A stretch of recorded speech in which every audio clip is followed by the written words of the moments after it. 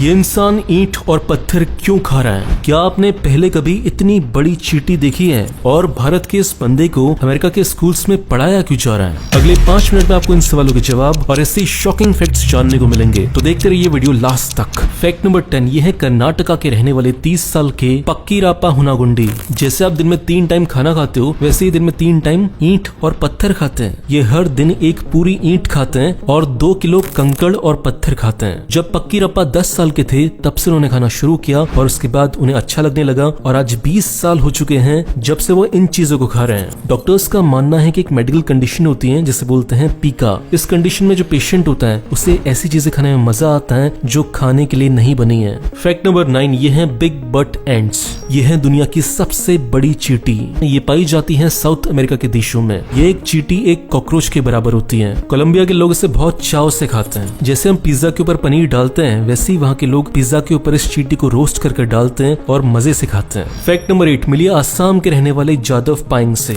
इनको forest man of India के नाम से भी जाना जाता है। ऐसा इसलिए है क्योंकि इस बंदे ने अकेले अपने दम पर पिछले 40 सालों में बंजर जमीन के ऊपर एक पूरा जंगल खड़ा कर दिया है और उनकी इसी अचीवमेंट की वजह से अमेरिका के स्कूल्स में उनके बारे में पढ़ाया जाता है। फैक्ट नंबर 7, एक ऐसा बंदा जिसने 24 लाख लोगों की जान बचाई। कैसे, बताता हूँ। ऑस्ट्रेलिया के रहने वाले जेम्स हैरिसन 13 साल के थे जब उनकी चेस्ट सर्जरी के लिए बहुत खून चाहिए था, लगभग 13 लीटर खून। और उनके इस ऑपरेशन के सफल हो जाने के बाद जेम्स ने ये कसम खाई कि जब मैं 18 साल का हो जाऊंगा तो उसके बाद बहुत खून डोनेट करूंगा। और फिर जब जेम्स ने पहली बार खून डोनेट किया तो फिर एक बहुत ही शॉकिंग फैक्ट सामने आया। पता चला कि उनके खून में ऐसा प्लाज्मा कंपोजिशन है जिसकी वजह से रेसिस नाम की डिजीज को सही किया जा सकता है। और फिर इसके बाद जेम्स ने लगातार ब्लड डोनेट करना चालू रखा और अब तक लगभग 1000 बार वो ब्लड डोनेट कर चुके हैं, जिसकी वजह से 24 लाख बच्चों की जानें बच पाई है। फैक्ट नंबर 6, वैसे हम बोलते हैं कि जो गंगा नदी है वो हमारी माता है, लेकिन क्या हम सच में दिल से गंगा को अपनी माता मानते हैं? क्योंकि एक फैक्ट है जो इस बात के खिलाफ है। पूरे इंडिया में गंगा के पास जितने भी शहर हैं उनमें से 70% शहर जितनी भी शहर की गंदगी होती है सीधे गंगा में डाल देते हैं बिना प्यूरिफाई किए। अगर हम वाकई में गंगा को अपनी माता मानते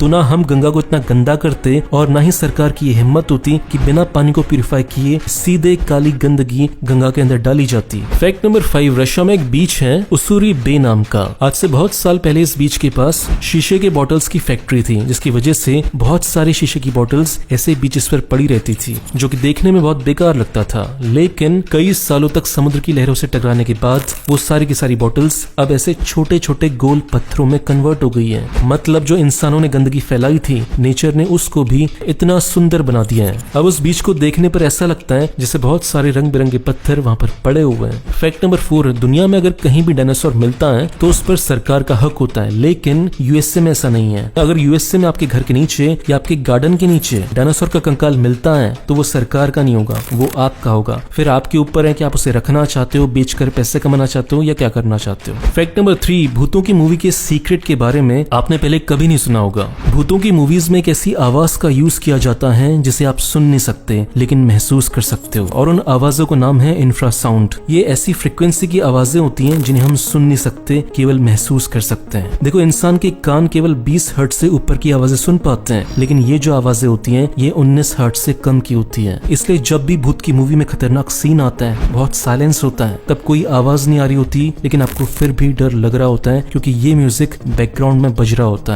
है ना। Interesting fact. फैक्ट नंबर 2, हम सब ने लैला मजनू की कहानी तो सुनी होगी, लेकिन क्या आपको पता है कि इस कहानी में मजनू का नाम कैसे पड़ा? कई सदियों पहले की बात है। लैला नाम की एक बहुत ही सुंदर लड़की थी, सऊदी अरेबिया में रहती थी और उसी के बगल में देश है यमन। वहाँ पे एक लड़का रहता था जिसका नाम था कैश।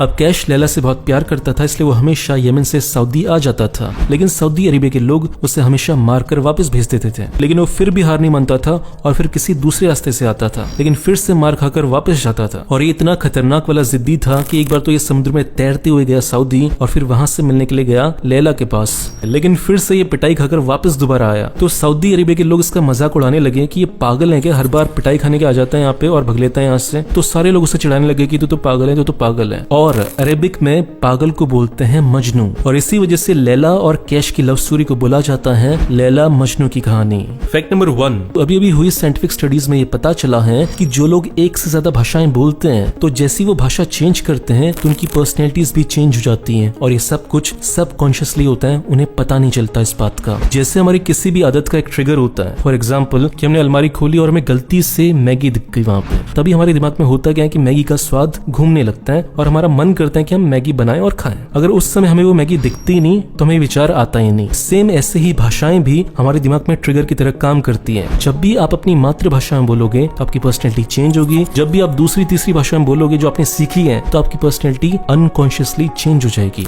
दोस्तों, अगर आप मेरा वीडियो पहली बार देख रहे हो तो इस चैनल को सब्सक्राइब करो, फेसबुक पेज को लाइक करो, आपको ऐसी शानदार वीडियोस रोज मिलते रहेंगे। और इस चैनल को सपोर्ट करना चाहते हो तो दो काम करो, पहला इसे लाइक करो, दूसरा इस वीडियो को शेयर करो ताकि आपके दोस्तों को पता चल सके कि आप कितने इंटरेस्टिंग वीडियोस देखते हो। मिलते हैं अगले वीडियो में, बाय।